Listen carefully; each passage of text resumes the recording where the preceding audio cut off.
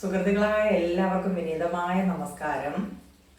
ഇന്ന് ശ്രീമദ് നാരായണീയം ദശകം 8-ാമത്തേതിനകത്ത് 1-2 ശ്ലോകങ്ങൾ പഠിക്കാം.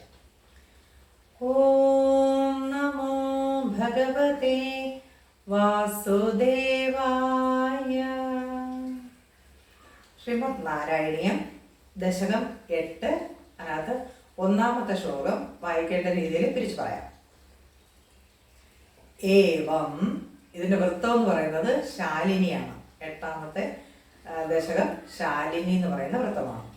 നൈമിത്തിക പ്രളയവും നാഭികമലത്തിൽ നിന്ന് ബ്രഹ്മാവിന്റെ ആവിർഭാവവും. ഏവം താവത് പ്രാകൃത പ്രക്ഷയാന്തേ ബ്രാഹ്മേ കൽപ്പേ ഹ്യാദിമേ ലബ്ധജന്മ ബ്രഹ്മ ഭൂയസ്ത്വത്ത ഏവാപ്യവേദാൻ സൃഷ്ടിം ചക്രേ പൂർവകൽപ്പോപമാനാം. ഏവം താവത് പ്രാകൃത പ്രക്ഷയാന്തേ ബ്രാഹ്മേ കൽപ്പേ ഹ്യാദിമേ ലബ്ധജന്മ ബ്രഹ്മ ഭൂയസ്ത്വത്ത ഏവാപ്യവേദാൻ സൃഷ്ടി ചക്രേ പൂർവകൽപ്പോപമാനാം. ശ്ലോകം ഞാൻ ചൊല്ലാം.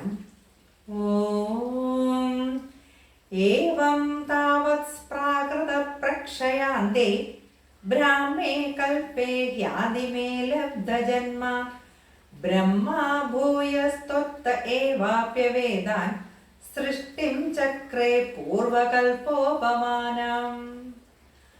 അനുചിതാർത്ഥം പറയാം.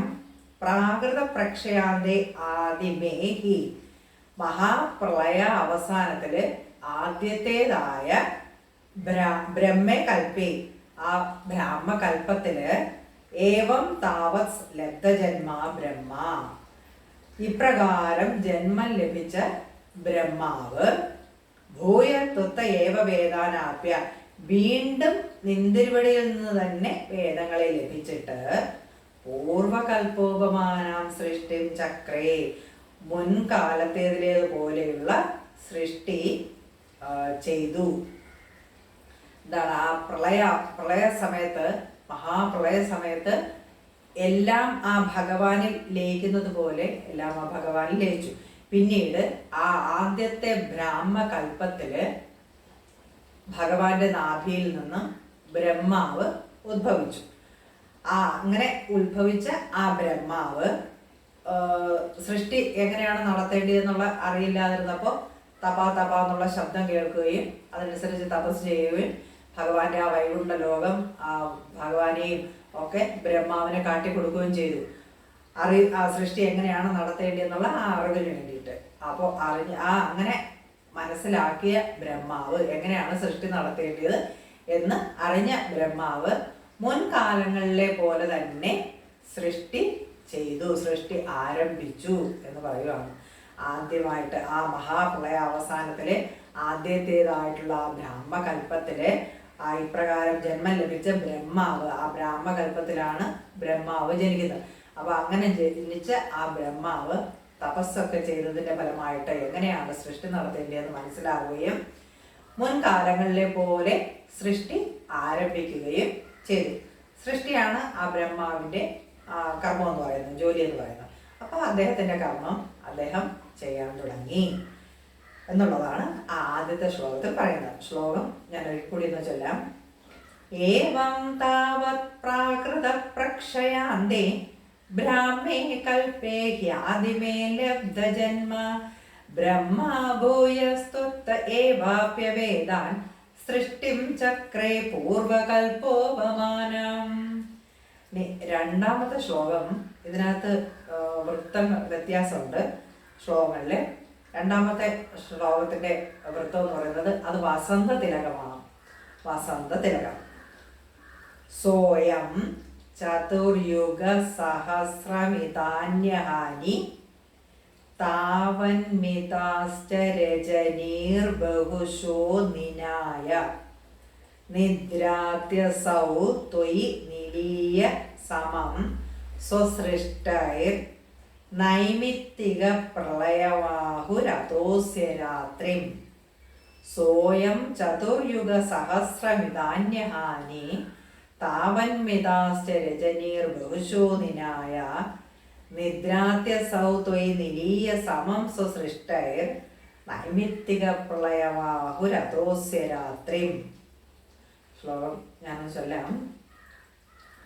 സോയം ചതുർയുഗ സഹസ്രമിതാന്യഹാനി താവന്മിതാശ്ച രജനീർബഹുശോ നിനായ നിദ്രാത്യസൗ ത്വയി നിലീയ സമം സ്വസൃഷ്ടൈർ നൈമിത്തിക പ്രളയമാഹുരതോസ്യ രാത്രിം.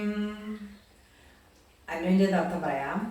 സ അയം, ആ ബ്രഹ്മാവ്, ഇവിടെ സൗര ബ്രഹ്മാവിനെയാണ് പറയുന്നത്. ആ ബ്രഹ്മാവ് ചതുർയുഗ സഹസ്രമിതാന്യ ഹാനി, 1000 ചതുർയുഗ കാലമാകുന്ന പകൽ സമയങ്ങളും താവന്മിത രജനീച ബഹുശ നിനായ, അത്രയും രാത്രി കാലങ്ങളും പല പ്രാവശ്യം അങ്ങനെ നയിച്ചു. അസൗ സ്വസൃഷ്ടേ സമം ത്വയി നിലീയ നിദ്രാതി, ഈ ബ്രഹ്മാവ് താൻ സൃഷ്ടിച്ച ലോകത്തോടുകൂടി നിന്തിരുവടിയില് ലയിച്ച് ഉറങ്ങുന്നു. അത് നൈമിത്തിക പ്രളയമസ്യ രാത്രി ആഹു. ഇതുകൊണ്ട് നൈമിത്തിക പ്രളയത്തെ ബ്രഹ്മാവിന്റെ രാത്രിയായിട്ട് പറയുന്നു. അപ്പൊ എന്താണ് ഈ ബ്രഹ്മാവിന്റെ ഒരു പകലെന്ന് പറയുന്നത് 1000 ചതുർയുഗ കാലമാണ്. ബ്രഹ്മാവിന്റെ ഒരു പകലെന്ന് പറയുന്നത് 1000 ചതുർയുഗ കാലം. ആ എത്ര ചതുർയുഗ കാലമാണോ പകലുള്ളത്, അതുപോലെ തന്നെ രാത്രിയിലും ഉണ്ട് 1000 ചതുർയുഗ കാലം. അത്രയും തന്നെയാണ് രാത്രിയിലും ഉള്ളത്, ബ്രഹ്മാവിന് രാത്രിയിലുള്ളത്. അപ്പൊ ഈ രാത്രി എന്ന് പറയുമ്പോൾ ബ്രഹ്മാവ് ആ മഹാപ്രളയ സമയത്ത് എല്ലാം ഭഗവാനിൽ ലയിക്കുന്നു, സകലതും ലയിക്കുന്നു, അതോടൊപ്പം ബ്രഹ്മാവും ലയിക്കുന്നു. ബ്രഹ്മാവിനും നാശമുണ്ട്, അപ്പോൾ ബ്രഹ്മാവും ഭഗവാനിൽ ലയിക്കുന്നു. ആ അത്രയും സമയത്തെയാണ് ആ ബ്രഹ്മാവിന്റെ ആ ഉറക്കം, ആ രാത്രി, അതിനെയാണ് നൈമിത്തിക പ്രളയം എന്ന് പറയുന്നത്. ബ്രഹ്മാവിന്റെ രാത്രി കാലങ്ങളെ, ആ രാത്രി സമയം ആകുമ്പോഴാണ് 1000 ചതുർയുഗം പകല് കഴിഞ്ഞു കഴിയുമ്പോൾ പിന്നീട് 1000 ചതുർയുഗം നൈമിത്തിക പ്രളയമാവുന്ന കാലമാണ്. ആ ഭഗവാനിൽ എല്ലാം ലയിക്കുന്ന സമയമാണ്. അപ്പോൾ ആ ബ്രഹ്മാവും ഭഗവാനിൽ ലയിച്ചു ചേരുന്നു. അതിനെയാണ് ആ നൈമിത്തിക പ്രളയം, ബ്രഹ്മാവിന്റെ രാത്രി സമയത്തെയാണ് നൈമിത്തിക പ്രളയം എന്ന് പറയുന്നത്. അതാണ് രണ്ടാമത്തെ ശ്ലോകത്തിൽ പറഞ്ഞിരിക്കുന്നത്. ശ്ലോകം ഞാൻ ഒരിക്കൽ കൂടി ഒന്ന് ചൊല്ലാം. സോയം ചതുർയുഗ സഹസ്രമിതാന്യഹാനി താവന്മിതാശ്ച രജനീർബഹുശോ നിനായ നിദ്രാത്യസൗ ത്വയി നിലീയ സമം സ്വസൃഷ്ടൈർ നൈമിത്തിക പ്രളയമാഹുരതോസ്യ രാത്രിം. ഇന്ന് നോക്കിയ 2 ശ്ലോകങ്ങളും ഒരിക്കൽ കൂടി ഒന്ന് ചൊല്ലാം.